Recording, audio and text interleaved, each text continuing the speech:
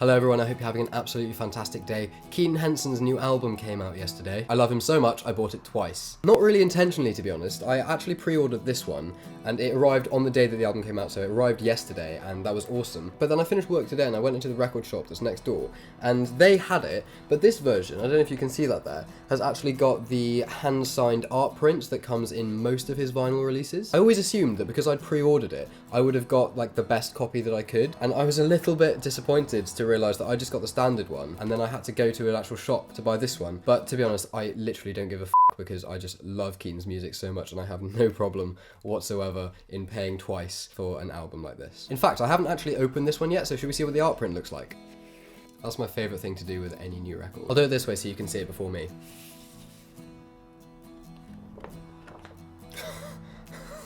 The lighting might be a bit too bright for you, I'll put it closer.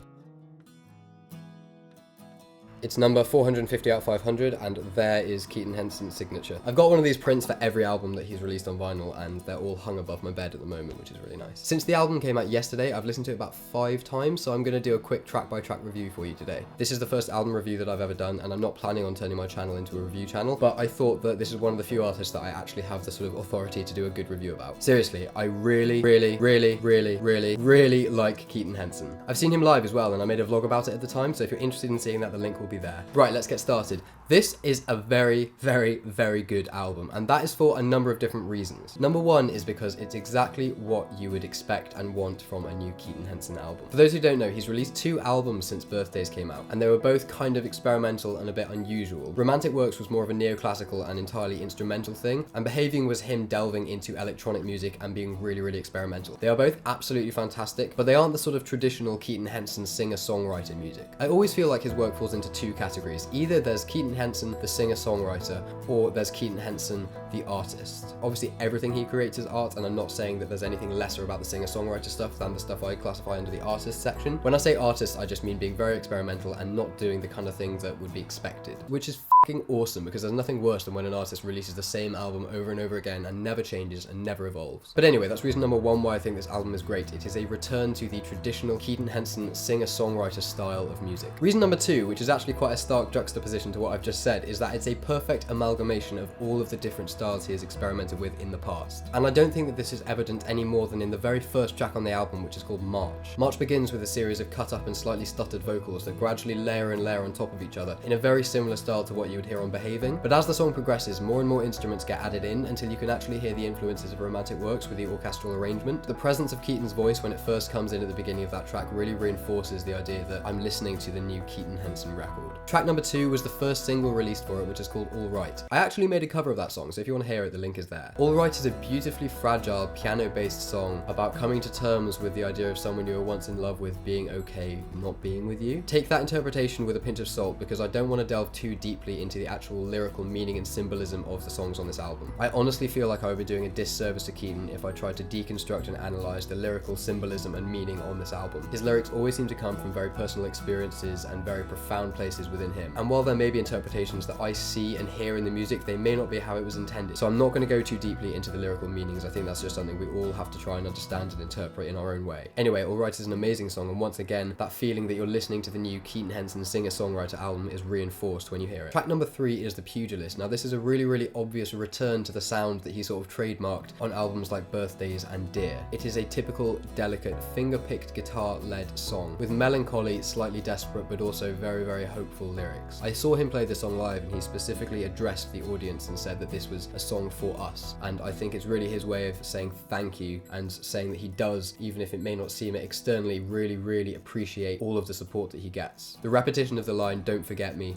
really gets this point across. The fact that he really profoundly appreciates the support that he gets from his fans, even if to his mind he may not always show it. At least that's how the song came across to me. And the opening line, I'm sorry I broke it, never forgive me. Classic Keaton. Track number 4 is called NW Overture. I'm not sure if it's supposed to be Northwest Overture or not. This is a slight departure from the traditional sounds of the last 2 tracks and is an escape into the world of romantic works, with a gradual building and swelling of mostly strings and woodwind orchestral instruments that arrive at a really satisfying cadence at the end. Track number 5 is called No Witnesses and is another piano-led track that at the end has some beautiful, lush string sections start playing over the top. Again, it's very delicate, it's very fragile, it's very beautiful. I feel like he wrote the song about a time that he spent in Los Angeles. There's one line in it which I think he's quoting someone saying, "And those who hate Los Angeles have never been in love." And then towards the end of the song he says, "And God, I hate Los Angeles and I've never been in love." And I feel like he's being ironic and sarcastic because obviously like we all know from the music that he makes that he falls deeper into love than most of us probably do. But again, I don't know, that's just my own interpretation. Fantastic song, really, really nice. Track number 6 is called Good Lust, and I found it was one of the darker tracks on the album. You can tell that a lot from the instrumentation of it. It starts off with lots of really, really deep, low woodwind tones, and then there are some scratchy string sounds that come in over the top as well. Lyrically, it's also quite dark. A line that features heavily in it is,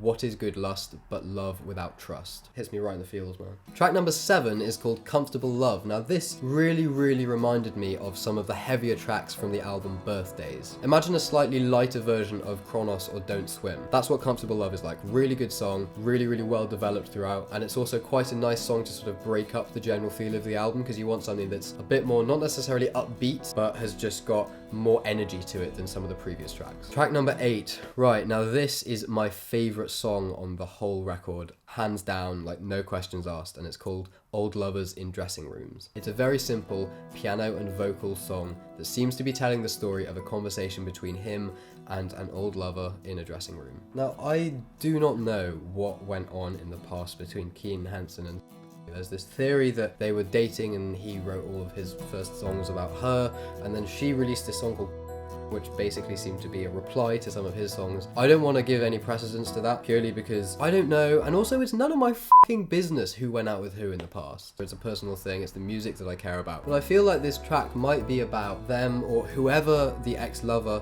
is in the song having a conversation several years after all of the stuff that happened between them happened. So it's like when you meet your ex after you haven't seen them for several years and you have a conversation and you find out about their life and they find out about your life and you like recant all your old stories and you sort of laugh, which is one of the lines in it. Like as a song, it felt so human what he was writing about, and he's always had a gift for doing this. Is he really writes about the stuff that people don't usually write about, the stuff that is almost too close to write about, but he does it in a way that makes it easy to listen to an extent. Although saying that, the song really, really profoundly affected me when I listened to it for the first time because it's such a relatable thing, and he writes about it with such naked truth. And the whole song is just beautiful from start to finish. Every aspect of it, musically, lyrically, it's just my favourite song on the record. So if you're only going to listen to one song from it, please listen to that. Track 9 is called Polyhymnia, I think I'm pronouncing that right, I'm not sure, which is another piano-led track, but there's also a fair bit of woodwind in it as well. I feel like the song is a sort of self-deprecating beg for punishment. The opening line is, "Polly, won't you kick in my teeth, burn all my songs, leave me out on the street." So again, a very powerful song. It really sort of seems to convey the dark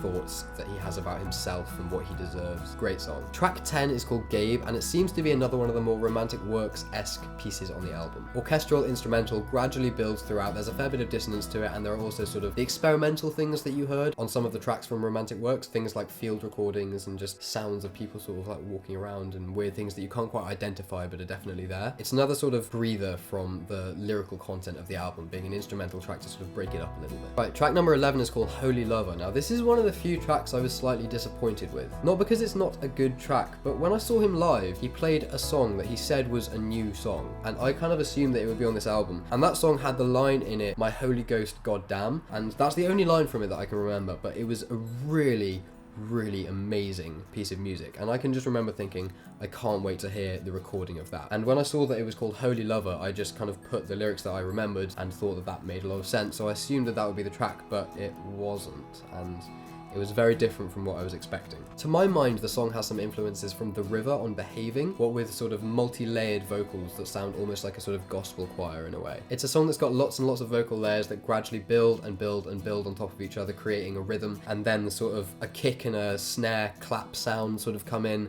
over the top of it all, and it's really good. It is a very good song. I just was always thinking that it was going to be some really, really, really beautiful, intricate, intimate piano piece, and it wasn't. But that's fine, it's a really good song. And finally, track 12, How Could I Have Known? Now this is just another absolutely beautiful piece of music, all around, lyrically, musically. Starts off with piano, throughout it more orchestration and instrumentation comes in, building and building on the sound. You've got the woodwind, you've got the strings that kind of arc over the top of it all. It's just beautiful. It's a beautiful piece of music, and then the instrumentation fades out and it's kind of more delicate piano again at the end, and it's just the perfect way to close a Keaton Henson album. There's not a huge amount that I feel like I need to talk about with that song, but it's amazing. So there you go. That is my review of Keaton Henson's spectacular new album, Kindly Now. I'm sorry if you wanted some sort of rigid, super objective deconstruction of every aspect of the album. I will fully admit that I'm quite biased when it comes to Keaton Henson's music, but I really do believe that even if I was being really objective, there would be very, very little to criticise from this album. The production on it is fantastic. I think it was mostly, if not entirely, recorded in his flat in London. And I'm sure that there will be some people that will argue that the production isn't sparkly enough or that the piano is slightly out of tune, but those people are completely missing the point. This is his music, this is his art, this is something that he's created and he's made it how he wants to make it. And if you were to take the same songs and put them into some studio with Rick Rubin and get some super polished, crystal, sort of untouchable version of it, then it would completely remove all the intimacy from the song. Overall, I'm just so happy that the album is out. I love the fact that there is an artist like Keaton Henson and others that are similar to him as well. It's so refreshing to listen to that kind of music, and I would highly, highly recommend that you all check it out. Thank you so much for watching. I hope you have a fantastic day, and I will see you all very soon.